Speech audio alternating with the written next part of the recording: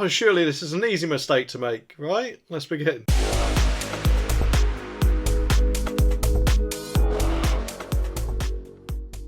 Now, of course, I could be wrong, but I would like to think that those who work for the benefit system can be quite thorough, not only, of course, to make sure people are on the correct benefit that they're entitled to, but also to get people off benefits if, they're no longer eligible for them or committing fraud or for whatever other reason. But unfortunately, one lady, through no fault of her own, has fallen into their crosshairs after they made a massive mistake, if this story is anything to go by. Well, Tibble, they haven't turned up for their appointment for 3 weeks, so I'm guessing they're dead. So mark them as that, will you? Well, I heard that if you click the subscribe button down there, you will live for another 153.5 years. So why not give it a push? The article says that Anne Smith, who is 65 from Liverpool, relies on the crucial payments to live, but was confused one day when they suddenly stopped. After contacting the Department for Work and Pensions, she discovered that the department thought that she was dead and had halted her payments. In order to prove that, in fact, she wasn't dead, Anne was forced to travel to a local job centre to provide identification.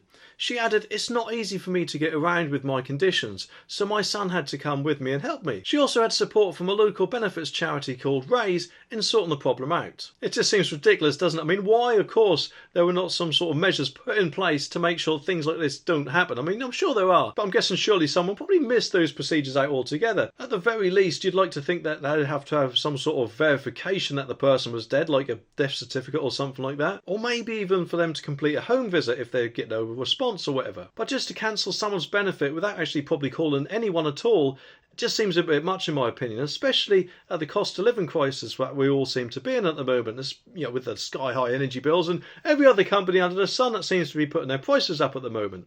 And quite often benefits for a lot of people out there are crucial in their survival. And of course I'm not talking about the people who fraud the situation or people who can't be bothered to get off their bums and get the job when they actually can do.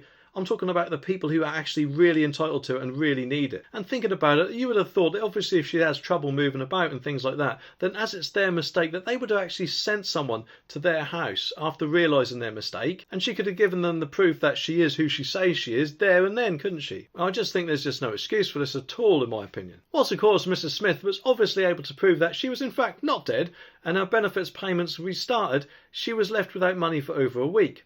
In response, the spokesman for the Department of Work and Pensions said, "We would like to apologise unreservedly to Miss Smith for the distress and inconvenience caused by this mistake. All action to correct her claim has been taken and all benefit arrears have been paid to her." Well, companies and organisations really do need to pull their finger out at times and carry out the correct checks, especially for the situation in this video where someone even got in trouble for queuing, which in the end could have cost them quite a lot of money.